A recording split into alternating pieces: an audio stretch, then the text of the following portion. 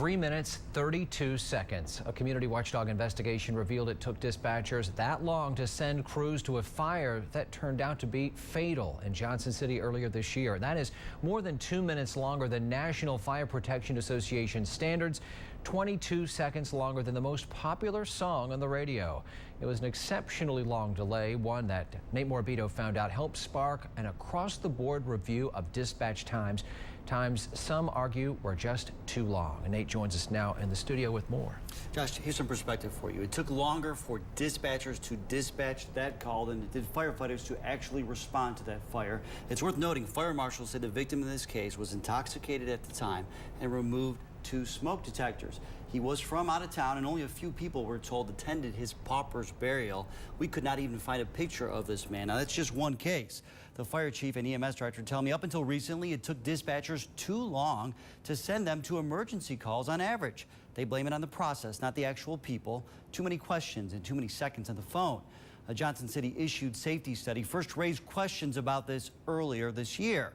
But it wasn't until a couple months ago that dispatchers started speeding things up.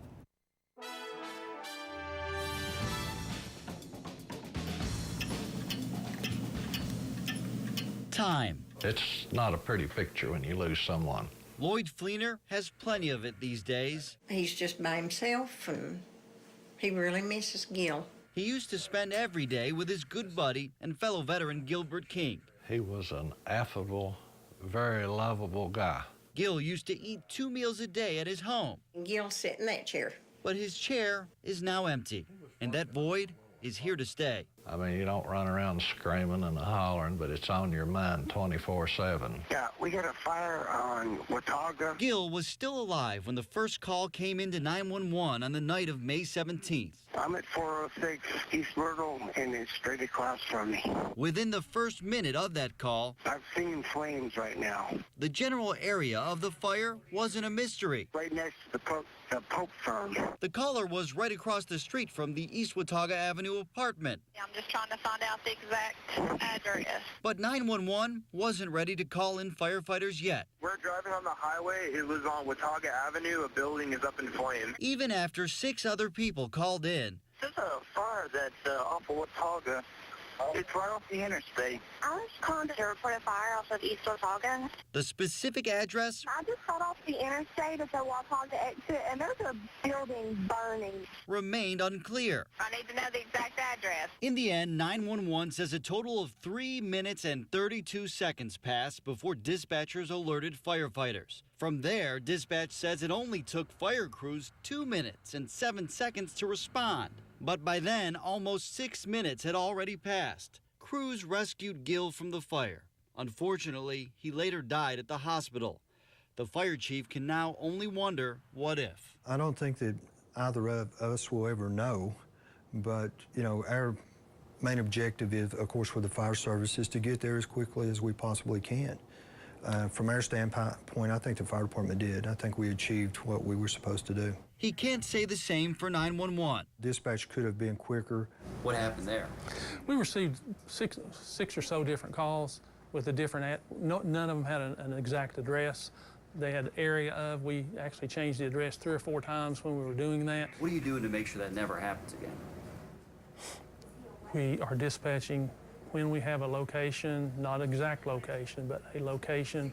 If you see smoke, you don't know the address, we send the fire truck. As a result of that fire, 911 has changed the way it handles fire calls. But that's not all. There have been times that that we've looked at that, we think could have been dispatched quicker. Both the fire chief, the process is faulty, and EMS director have pushed for quicker dispatch times when it comes to medical emergencies, too. State guidelines, which dispatchers call outdated, require 911 to dispatch EMS emergency calls within 2 minutes. Records reveal for the first 6 months of this year, it took 911 2 minutes and 10 seconds on average. We want to make sure that there's nothing happening prior to our arrival that would cause worse outcome. Luckily, Dan Wheely says those longer dispatch times did not have a negative outcome, but he says there was room for improvement.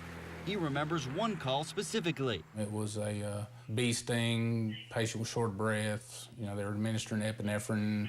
I think it took it took like 3 minutes, 3.5 minutes to get the call out. Trying to dispatch units, emergency traffic. The 911 board has since set goals for dispatchers, a chance to hold them accountable. Did some improvement. And records reveal those performance measures are working. We just have been watching our times and checking them daily and making, and improving on our times. In the last 2 months, EMS's average emergency dispatch times have improved by 19 seconds. They're now well within state guidelines. Fire calls have also improved, on average by 16 seconds. Seconds do count, and that's what we're trying to do. If we can shave off 5-10 seconds, that can make a difference, and that's by watching our calls real closely, and especially emergency calls, and getting them dispatched out faster, then it could save a life. Historically, dispatchers have used a lengthy script to guide them through a call, an effort to get specifics and keep first responders safe. But in the future, 911 is considering changing its approach for the most serious medical emergencies. We may initially dispatch before we ask all the questions. The board is still researching that possibility. They're getting the trucks out the door quicker. Both EMS and fire say this is a good start. I think everybody's working toward providing a higher level of service, getting there faster. But they want to make sure 911, fire, and EMS all keep improving. Time is money. We want to get that time as short as possible. I appreciate the time from the time you get the call to wheels rolling. Lloyd Fleener understands the importance of a quick response. Not only did he lose his friend in a fire that took 3 minutes and 32 seconds to dispatch, he's also a former volunteer fire chief. The shorter you can make that, the more chance you have saving a life.